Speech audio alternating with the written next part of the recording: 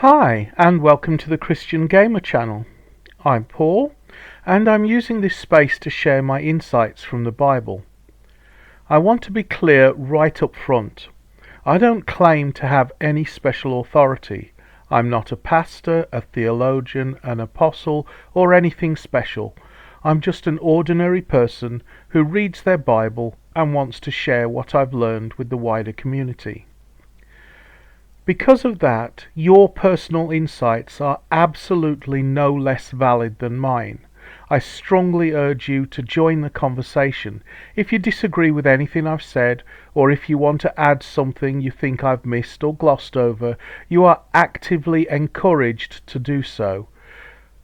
Feel free to leave your thoughts in the comments or even share a link to your own video. I know sharing biblical insights can be intimidating, especially in an age where simply trying to tell the truth can risk persecution or the fear of it down the road. But remember, God did not give us a spirit of timidity, but of power and love and self-control. So let's not be afraid to stand firm and share our faith and insights with courage. Okay, let's do this. Okay, on this day 5 of Advent, we're going to switch from Jesus' lineage to the circumstances of Jesus' birth.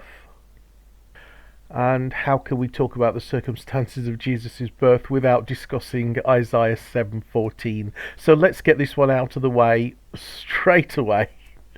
So the King James Version reads, "Therefore the Lord himself shall give you a sign. Behold, a virgin shall conceive and bear a son, and shall call his name Emmanuel." And in the English Standard Version we read, "Therefore the Lord himself will give you a sign. Behold, the virgin shall conceive and bear a son, and shall call his name Emmanuel." And the New International Version reads, "Therefore the Lord himself will give you a sign. The virgin will conceive and give birth to a son, and will call him Emmanuel." This is probably one of the most controversial verses in the Bible, I think. So the issue is young woman, virgin, or both. I've heard it said that the Septuagint mistranslated the Hebrew word used here, but before we go into that, let's have a look at this verse in both the Hebrew and the Greek. And this is the part I dread, where I have to try to pronounce the Hebrew words.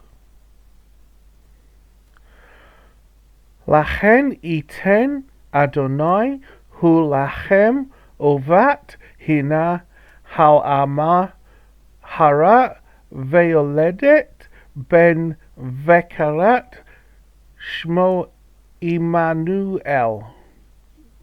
Okay, the text of the Dead Sea Scrolls is going to be pronounced exactly the same. I'm not going to pronounce it a second time. I'm not going to butcher it a second time. And the Septuagint Greek, diatauto dose kurios altos humin Simeon idou he parthenos en gastri exe ke texete huiou ke kalesis to onoma aftu Emmanuel. Okay, so keen-eyed observers might notice straight away that the divine name is changed between the Great Isaiah Scroll in the 2nd century BC and the 11th century AD. This is due to the Jewish aversion to writing the divine name. This comes from the commandment in Exodus 20 verse 7, not to misuse the Lord's name. Okay, and the key word, of course, is in the Masoretic text there we have Adonai, and in the Dead Sea Scrolls there we have the Tetragrammaton YHVH, which some people pronounce Yahweh, some people pronounce Jehovah, but that's the actual divine name in the Great Isaiah Scroll, properly spelled out rather than replaced with the term for Lord, which is Adonai. Of course, the Greek doesn't help us at all, because kurios is translated as Lord, and the Septuagint translates both the Tetragrammaton and Adonai as Kurios, so it wouldn't help us decide which was the original, but it's pretty clear the original is the divine name, because the Jews really have a hard time writing the divine name. It's down to the commandment in Exodus 20 verse 7 that says you will not misuse the name of the Lord, and they take that commandment very, very seriously.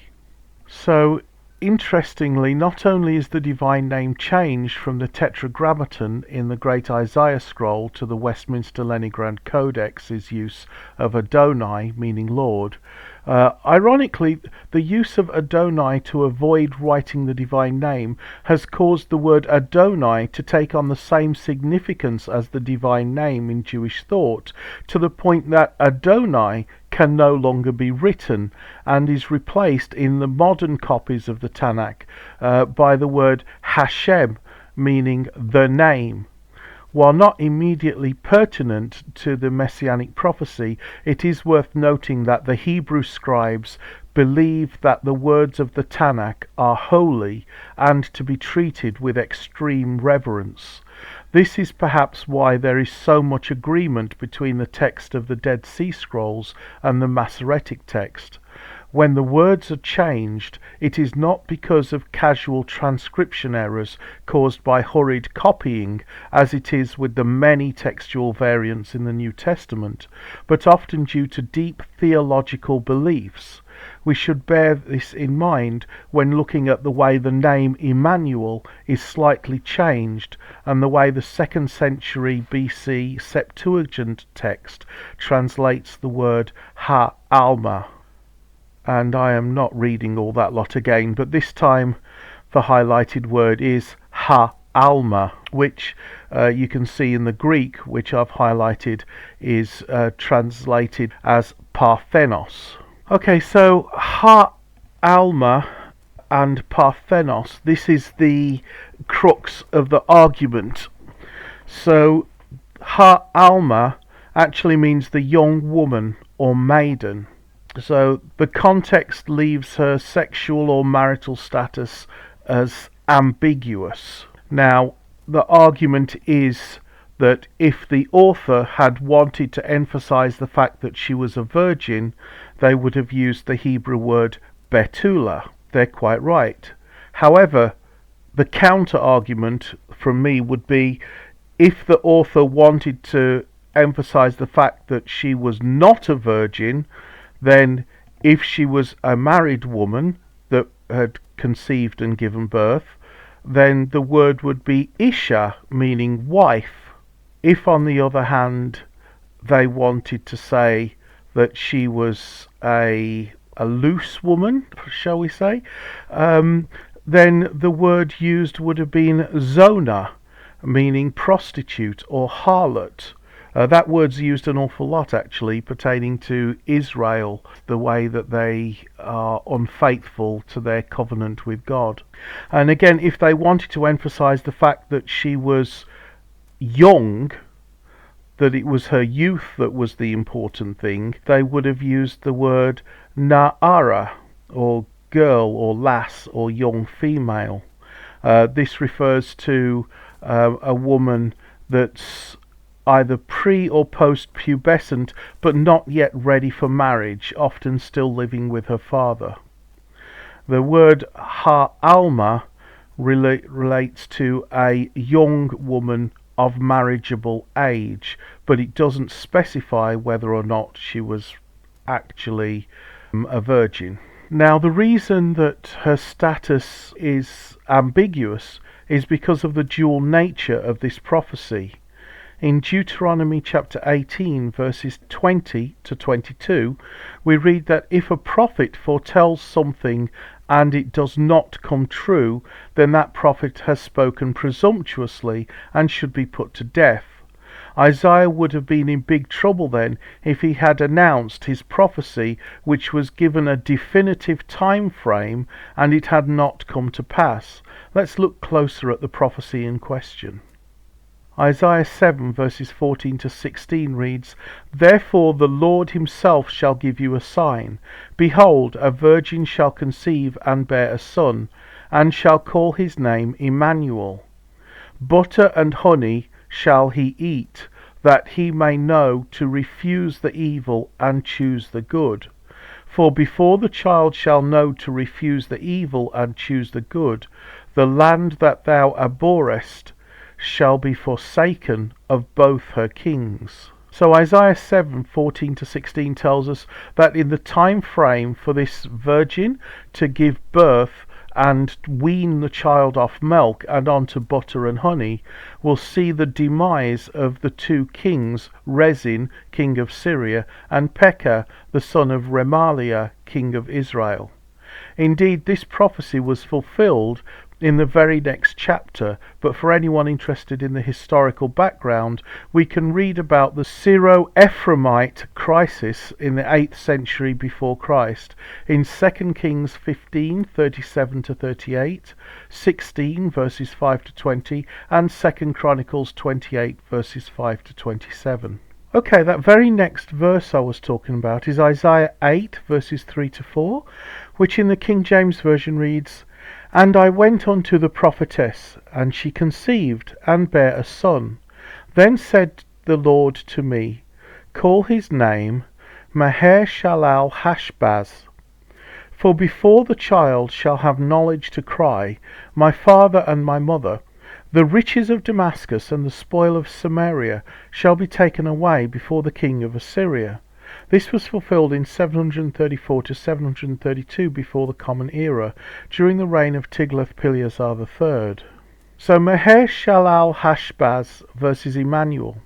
Both names are prophetic names, not necessarily the actual name of Isaiah's child by the prophetess.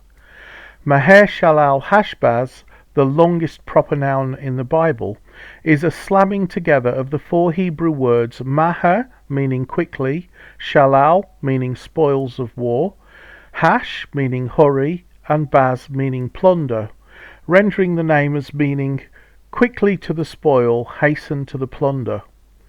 This is a prophetic sign of the judgment that is coming against Damascus, the capital of Aram, and Samaria, capital of Israel.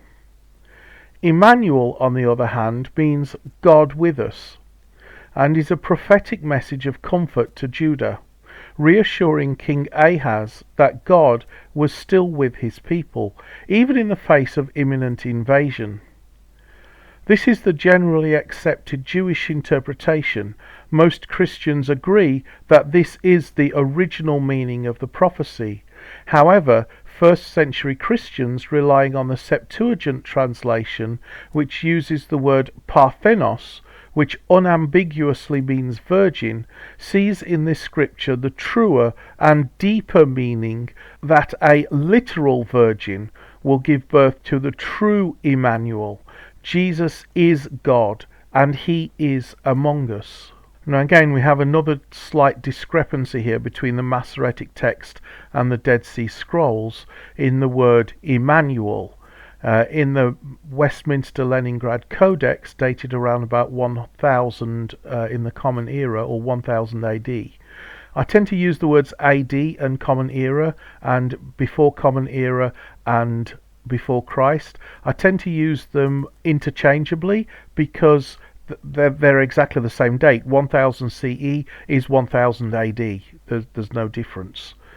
If I'm feeling a bit pedantic, I tend to use Common Era and before Common Era because it doesn't make sense that Jesus was born in the year 4 before Christ, if you see what I'm saying. Okay, so in the Masoretic text we have Emmanuel and El as two separate words, meaning God with us.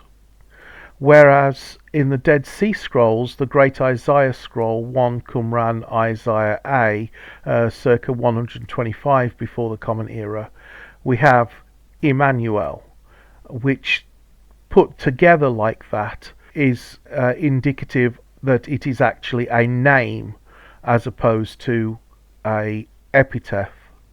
The Greek doesn't help us at all, it just says Emmanuel. and we can't look at the capitalized E as it's a proper noun, because the text in the Codex Vaticanus and the Codex Sinaiticus of the Septuagint was all capitals anyway. So what then was the child's actual name? Early literature does not give us a name for this child beyond the symbolic names, but later traditions ascribed the prophecy to Hezekiah, a claim soundly rejected by the Rabbi Rashi on the grounds that Hezekiah was born 9 years before Ahaz became king. I would also reject this claim on the grounds that Isaiah 8 points to the child being the child of Isaiah himself. I'm favouring the Masoretic text, splitting the word into two, because neither the child in Isaiah 8 nor Jesus was ever named Emmanuel, but the epithet God with us definitely applies to Jesus. Keeping the Hebrew vague allows for the prophecy to have a dual purpose. The Qumran text 4Q Florilegium, also known as 4Q174, a major Dead Sea Scroll document, links the prophecy of the enduring Davidic dynasty in 2 Samuel 7 with the Emmanuel prophecy of Isaiah, and we looked at the enduring Davidic dynasty in 2 Samuel 7 yesterday. This fragment demonstrates that Second Temple Judaism was already combining passages related to the Davidic line with the Isaiah texts to form a holistic messianic expectation, showing that Emmanuel was clearly considered part of the anticipation for the coming ruler. The book of Isaiah, particularly chapters 7 to 11, often called the book of Emmanuel, is broadly messianic, even if Isaiah 7:14 originally referred to an event in King Ahaz's time. The immediate context leads directly into the grand messianic descriptions of the Davidic ruler in Isaiah 9 verses 6 to 7 and chapter 11 verses 1 to 10. The messianic theme was not lost on the 70 or 72 translators of the Old Testament who chose to deliberately translate the Hebrew word ha'alma, meaning young woman, as parthenos, meaning virgin. The Septuagint translation was the one favoured by the first century Christians and quoted by the evangelist Matthew, who used this verse explicitly as a messianic prophecy fulfilled by Jesus. The miraculous conception of Jesus would have made this interpretation undeniable. And this brings us to the practical lessons. Again, these are just my lessons, and it's up to you what lessons you want to take away from them. If you get different lessons, please share them in the comments. I'd be more than happy to hear from you. So, lesson 1. King Ahaz was paralyzed by fear of two minor kings. God's sign was simple: Emmanuel, God with us. The name itself was meant to reorient Ahaz's perspective from the size of his enemy to the sovereignty of his God. As an application, our own crises, fears, anxieties and doubts are the two kings besieging our lives. The Christmas story reminds us that God did not just send help, He is the help. We are called to shift our focus from our circumstances to our constant companion, Emmanuel. And lesson 2, the prophets were held to a zero tolerance standard. Prophecy had to come true, as in Deuteronomy 18:22. Isaiah's prophecy was fulfilled twice: immediately, Maher Shala Hashbaz, which is judgment, and ultimately, Emmanuel, Jesus, is salvation. The application for this is that the first fulfillment, the near-term sign, served to prove the prophet's credibility so that the people could trust the second, ultimate fulfillment, the arrival of the Messiah. The reliability of God's small, short-term promises guarantees the truth of His greatest eternal promises. And the last lesson is Lesson 3, the first Emmanuel sign was about military deliverance by the Assyrians.